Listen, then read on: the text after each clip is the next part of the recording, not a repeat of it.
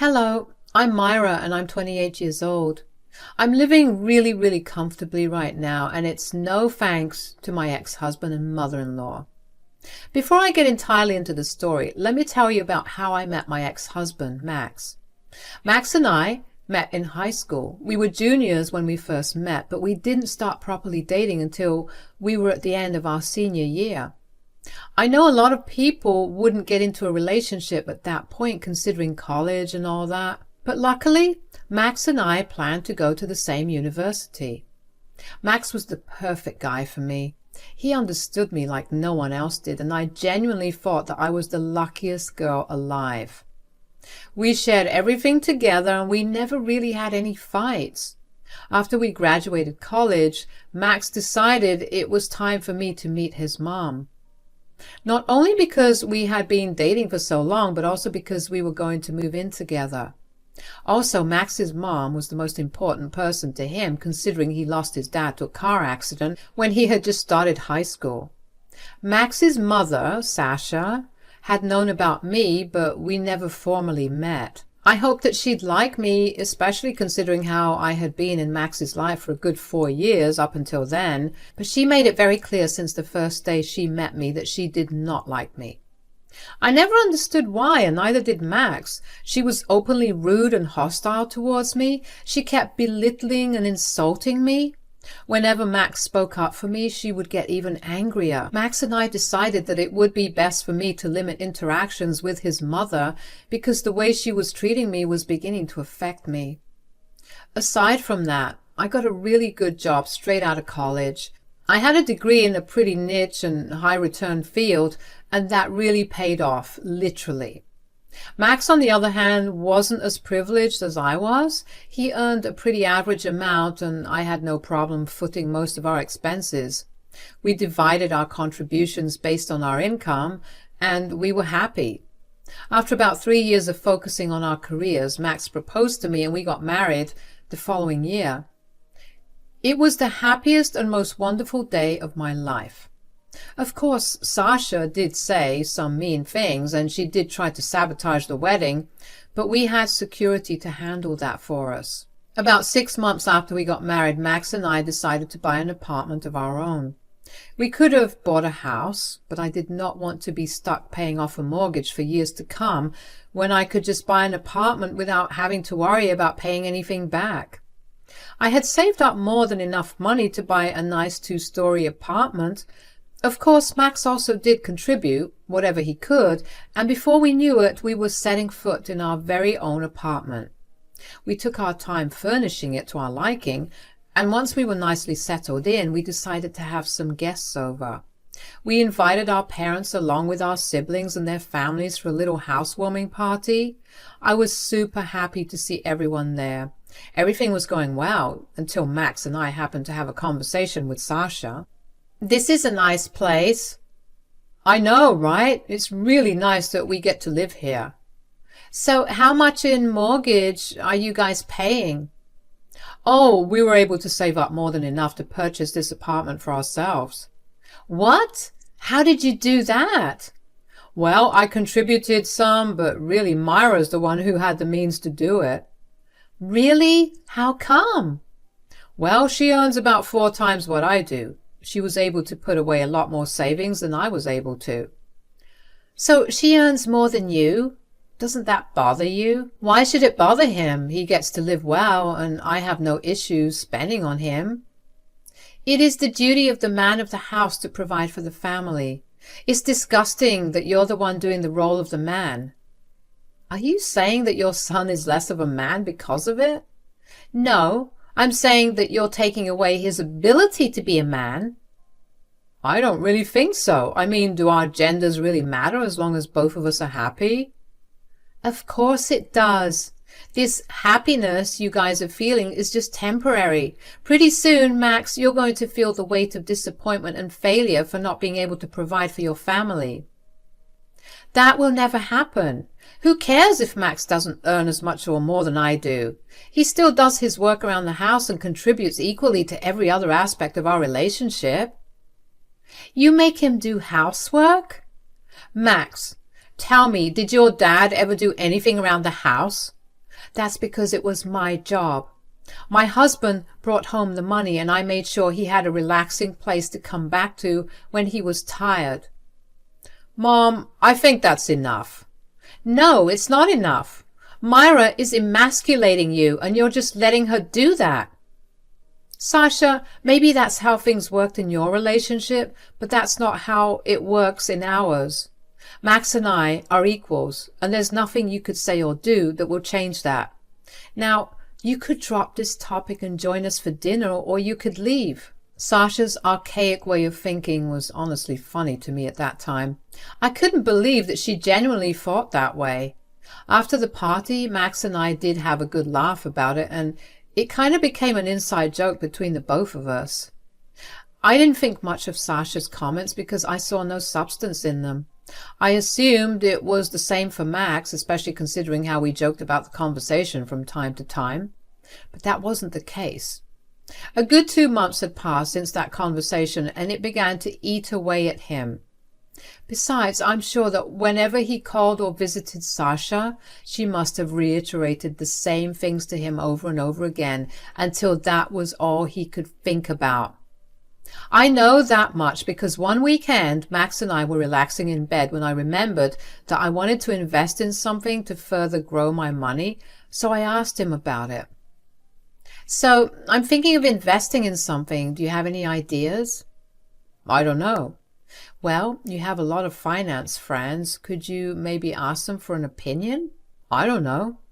What's going on? Is everything okay? Yeah. Okay. It's clearly not. You're not talking to me properly. Do you want to talk about it? I don't know. Max, I can't read your mind. You either tell me what's going on or behave right. I just don't like how you're flaunting your money. Flaunting my money? What do you mean? I get it. You have a lot of money. Every other day you want to buy something or do something expensive. It's disheartening. It makes me feel worthless. Whoa. Where is this coming from? Is this because of what your mother said that time she came over? I just couldn't help but think about it. It feels like you enjoy lording your money over me. I'm really sorry that I made you feel that way, but can I just say that I have never once tried to do that. I only do things that make us both happy, and I never expect you to pay for anything or do anything that you can't afford. Exactly. You don't expect anything from me because you know I can't give you what you want. Max, I don't want anything from you except for your company. I just want you by my side, and I want you to have fun with me. How can I have fun when I constantly see you pay for everything? I feel pathetic. Well, what do you want to do about it? I want us to split everything equally. I want us to go on more affordable dates. I want us to live in an equal manner. But Max, I take on the brunt of the bills because you won't have any fun money to spend if we do it equally. That's only because you want everything to be expensive.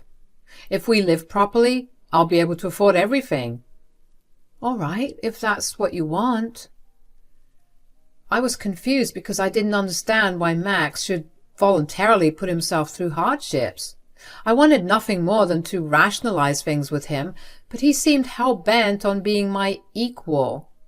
It hurt to see how he was slowly changing, but I'd hoped that by giving him what he wanted, he'd realize he was wrong and he'd come back to me.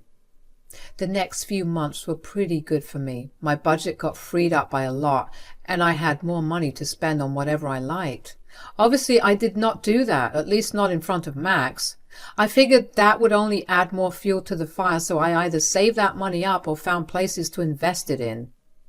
As for Max, he was struggling. He was barely eating because he had no money to spare for the food at the end of the month, even though I always made sure our fridge and pantry was stocked with food to eat. He refused to touch anything that I bought. It infuriated me, but I let things go. I never approached Max because I expected him to come to me just like he had when he wanted the new arrangement. However, instead of Max, Sasha called me while I was at work one day. Hello, Sasha. Is everything all right? How can everything be all right when my poor son is suffering? Huh? What are you talking about? My son barely has the time or money to come and see me anymore, and that's all because of you. How is it because of me? He asked me to split everything equally, and that's what we've been following for the last few months. I know you're taking money from him. That's why he's struggling so much. Do you hear how insane you sound? What use would I have with his money? I have more than enough. No, I just know that you're upset that Max asked for equal splits for everything. I know you are, because you keep flaunting how well you're living while you can see Max struggling. My budget may have gotten freer since he asked for the equal split, but I have not in any way flaunted it. I love Max. I see no reason why I should show off anything I have. You put that disgusting idea in his head. You are the only one responsible for this. How dare you speak to me that way? Unlike you, I only have my son's best interests at heart. Why would I not have his best interests at heart? He's my husband.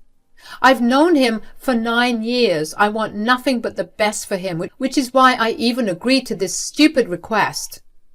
I don't care what you do, but make sure my son isn't suffering. I want you to stay out of our business. I don't want you putting ugly ideas in his head anymore. Goodbye. Honestly, I was fuming. Sasha had been the one to interfere in my marriage. She started it, and yet she had the nerve to blame me for it.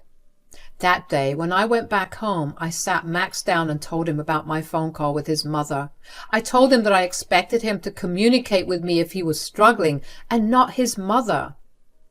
Max was silent the whole time and casually apologized to me for everything.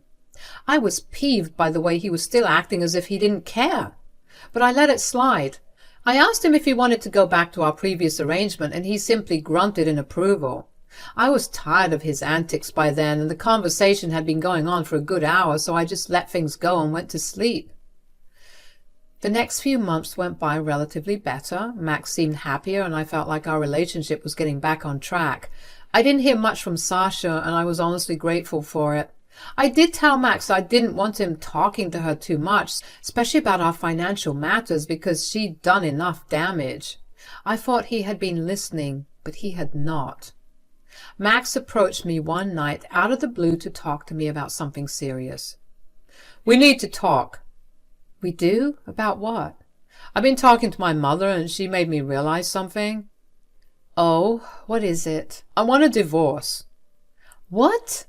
Why? Did I do or say something wrong? Well, I've been thinking about it, and don't you think it's pathetic that I'm depending on you financially? No! What are you talking about? Myra, I'm the man of the house. It should be up to me to provide for you, not the other way around. Does it really matter who's providing for us when both of us are living happily and comfortably? We may be content with it, but don't you see how it might look to people outside? All of my friends are the sole or main providers for their family. I'm like some pathetic loser who depends on his wife for an allowance to even go out.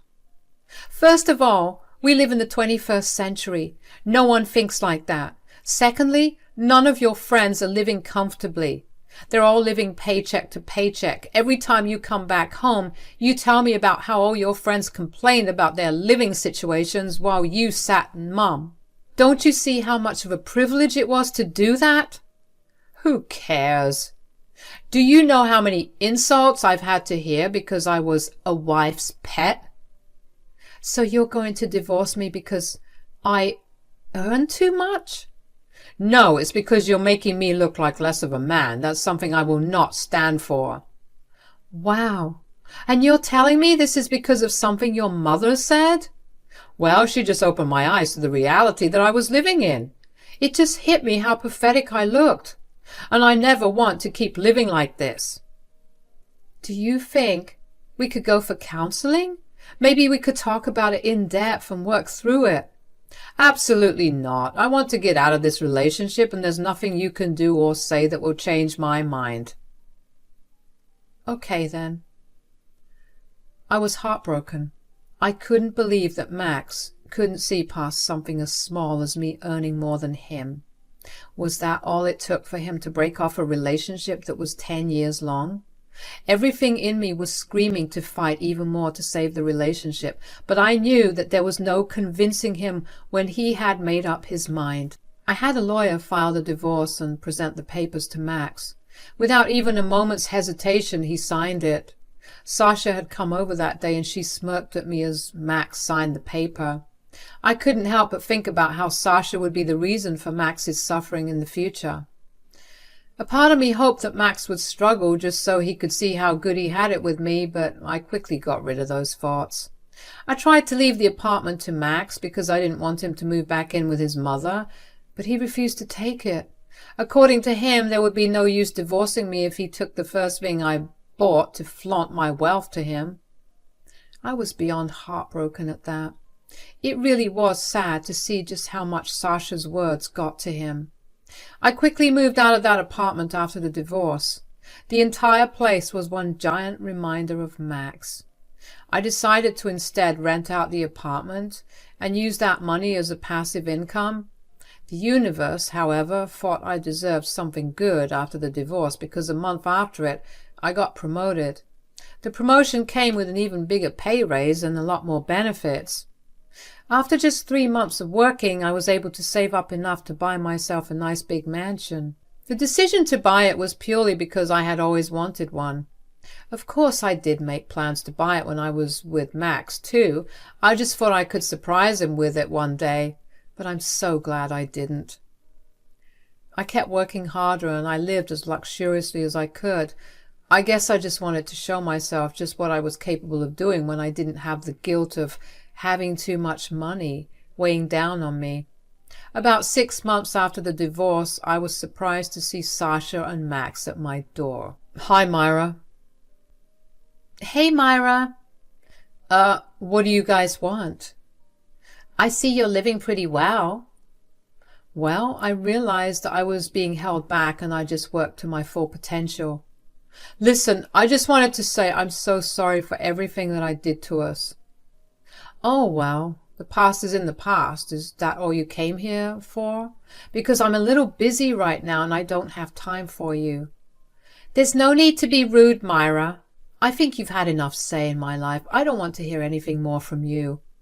Hey, please calm down. I get that you're still angry and upset with me, but please don't talk to my mother that way. I'm not angry or upset with you. I've learned to let go of everything that happened. But I am standing up for myself in a way that you never allowed me to do. If all you're here for is to berate me, I'm going to go. No, wait.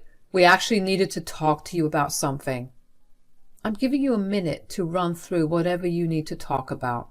Well, after our divorce, I moved into Mom's place. I thought I'd be living a free man, but I actually struggled a lot. Mom's retired and she had no money to spare for me. I was living paycheck to paycheck and I never had any time for fun things like I used to when I was with you. I'm so sorry that I ever thought that I could live a better life away from you. I told you this would happen, but you refused to listen to me or see any reason. Instead, you wanted to listen to your mother. This is exactly what you deserve. How could I have known just how much you were helping my son? I was only doing what was best for him. I didn't want my son to be the butt of jokes among his friends. Right. So you'd rather see him struggle. I don't even think that was the reason you influenced him to leave me. You just didn't like me and you wanted me out. That's not the case, Myra. Listen, whatever's happened has happened. Could we please move past it? Could you please take me back? Why would I ever take you back? You've shown me what you're really like, and after staying away from you for just this short time, I've realized just how much I've been missing out on because I was always too scared of your fragile ego. It was not fragile. Look, we're struggling. Could you help us out a little, at least? You're living in a mansion. I'm sure you have some money to help us out. Sasha, you're part of the reason that Max doesn't have access to this luxury that I have. You have some audacity to ask me for help when you bullied me for years and tore apart my marriage. I have absolutely no obligation to help you out. Don't you have any sympathy for us? We were together for 10 years. Don't I mean something to you? Those are questions you should have asked yourself before asking for a divorce over something as stupid as me earning more than you. If you could throw away our relationship then, why can't I see no value in you anymore? I'm so glad my son left a horrible, selfish person like you. At least this selfish, horrible person isn't struggling enough to go begging their ex for help. Goodbye. The audacity that both of them had to come over and demand me to give them money surprised me. It had been a short enough time for them to realize how wrong they were, and I was glad that it hit them. I thought the first time that Max and I split our expenses equally would have taught him something, but he let his ego get in the way and he had no one to blame but himself. I built my life to where it was, no thanks to him, and there was no way that I was ever going to let him come back. Of course, Sasha and Max did not like how I responded to them. They told a lot of their relatives about me refusing to help them out, and I got a lot of calls and texts. I simply told them all that if they were so passionate about helping Max and Sasha, then they could help them out themselves. I was not bothered by them anymore. I've been happier ever since that conversation because I've grown so much, and I've shown myself what I was capable of. The old me would have felt bad and caved in, but I've realized my worth, and I know that I'm not someone who should be taken for granted. Besides, I deserve someone who has a better hold and understanding of their self-worth, someone who won't easily get influenced by others' ideals. For now, I'm going to take my time recovering and rediscovering myself. After all, I haven't been single since I turned 18. I'm going to enjoy my single life and splurge on all the best things that life has to offer. Thank you for listening to me.